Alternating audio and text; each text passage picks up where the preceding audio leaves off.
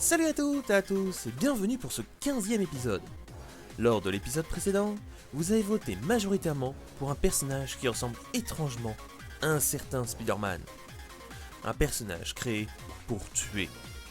On va parler du Spider Doppelganger, le Spider-Man démoniaque. Avant de parler de son histoire, on va parler de sa création. En quelle année le Spider Doppelganger a-t-il été créé? La première apparition du Spider Doppelganger date de 1992. Il apparaît la première fois dans le comics Infinity War, partie 1. Il fut inventé et créé par Jim Starlin et Ron Lim. Le Spider Doppelganger n'est pas très présent dans les jeux vidéo. Il apparaît seulement dans les jeux Spider-Man and Venom Maximum Carnage et dans Spider-Man Unlimited. L'histoire du Spider Doppelganger commence lorsque Magus, l'incarnation maléfique d'Adam Warlock, utilisa son pouvoir pour créer des versions démoniaques de plusieurs super-héros. Le groupe de Doppelganger fut envoyé sur Terre dans le but d'éliminer les super-héros. Alors que Spider-Man affrontait le Hobgoblin et le Demogoblin, il fut attaqué par son double maléfique. Les 4 personnages s'affrontèrent alors dans une petite ruelle. Le Hobgoblin réussit à vaincre le Demogoblin et pointa une arme sur Spider-Man. Le tisseur se baissa pour éviter l'attaque et vit le Spider Doppelganger se prendre le coup de feu de plein fouet avant de s'empaler sur un pic d'une barrière. Le corps du Spider Doppelganger fut alors récupéré par le Demogoblin, pensant faire de lui son allié. Plus tard, alors que Magus fut vaincu, tous les Doppelgangers disparaissèrent, sauf le Spider Doppelganger qui avait été protégé par la magie du Demogoblin. Alors que Spider-Man avait réussi à capturer le Hobgoblin, le Demogoblin et son nouveau serviteur l'attaquèrent. Spider-Man réussit à repousser ses assaillants et se cacha dans une église, tout en surveillant le Hobgoblin. Les 2 criminels retrouvèrent le tisseur et attaquèrent le prêtre de l'église. Au même moment, Venom apparut jaillissant du sol. Confus, le Spider Doppelganger attaqua alors Eddie Brock. It's showtime, freaks.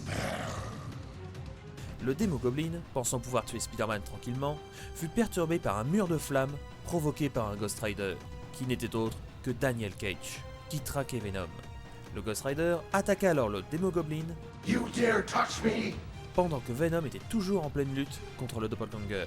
Le Hobgoblin, toujours attaché, fut emporté par des démons dans le trou qui conduisait aux égouts. Spider-Man, n'ayant pas d'autre choix, plongea dans le trou pour lui venir en aide.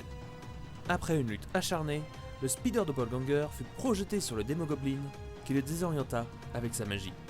Quelque temps plus tard, le Spider Doppelganger fut attaqué par Carnage et Shriek qui venaient de s'échapper de prison. Alors que Carnage s'amusait avec lui, Shriek prit la défense du clone en voyant en lui un potentiel allié. Avec le temps, le Spider Doppelganger devint très protecteur envers Shriek, la voyant comme une mère. Carnage recruta peu de temps après le second Carrion et le Demogoblin. Un peu plus tard, Carnage et Shriek étaient en désaccord. Le psychopathe envoya violemment Shriek contre le sol, ce qui provoqua la colère du Spider Doppelganger qui attaqua Cletus. Carnage empala le clone à de nombreuses reprises avant de le jeter plusieurs étages plus bas. Alors qu'il frôla la mort, le Spider Doppelganger décida d'errer seul pendant plusieurs mois. Il réapparut quelques mois plus tard, attaquant un camion blindé qui transportait Shriek. Iron Man arriva sur les lieux de l'accident Business calls, so let's make this quick. et attaqua la créature. Le clone réussit à neutraliser Iron Man en le piégeant dans sa toile. Alors qu'il allait libérer la psychopathe, le Spider Doppelganger se prit un rayon de Royal Blue qui le trancha en deux, blessant gravement le Dr Tanis, au passage lui faisant perdre un bras. Le corps inanimé du Doppelganger fut alors envoyé au Hall Industries pour des analyses. Alors qu'il allait être autopsié, il se réveilla et retrouva Shriek. Ensemble, ils retrouvèrent Carnage qui était en plein affrontement avec Iron Man et Spider-Man. Alors que Iron Man était en position de faiblesse, le Dr Tanis se lia avec le reliquat du symbiote de Carnage, créant alors Scorn, qui neutralisa Shriek et le Spider Doppelganger. Carnage prit la fuite, suivi par le Doppelganger. Il suivit Carnage jusqu'à une petite ville du Colorado, où il laissa Carnage exprimer toute sa folie en contrôlant avec son symbiote tous les habitants et quelques héros qui étaient venus l'arrêter. Le clone démoniaque resta en retrait lors de l'assaut de la ville par la Team Mercury. Après le bombardement de la ville, le doppelganger fut récupéré par Scorn et placé dans une petite orbe en métal. Scorn lui murmura qu'il subira bien pire entre les mains des scientifiques. On va parler de ses capacités. Le Spider Doppelganger possède les 5 grands classiques: force, endurance, rapidité, agilité et vitesse surhumaine. En force brute, il est légèrement plus fort que Spider-Man. Il est soi-disant capable de soulever un peu plus de 25 tonnes. Malgré ses grandes capacités, le Spider Doppelganger n'est pas très intelligent. Il est cependant capable d'utiliser un nombre limité de mots. Son intelligence serait égale à celle d'un chien ou d'un chat. Malgré sa faible intelligence, le Spider Doppelganger est extrêmement dangereux. Il possède des griffes extrêmement tranchantes qui lui permettent d'escalader les parois. Il possède aussi une puissante mâchoire dotée de crocs acérés. J'espère que cet épisode un peu court sur la vie du Spider Doppelganger vous aura plu.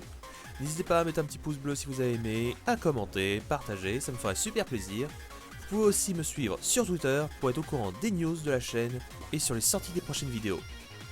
Passons maintenant au vote. J'ai réuni toutes vos dernières propositions. Je consacrerai la prochaine vidéo au personnage qui aura le plus de likes dans les commentaires. Je précise aussi que spammer un personnage ne compte pas. Je ne le compte que comme un vote.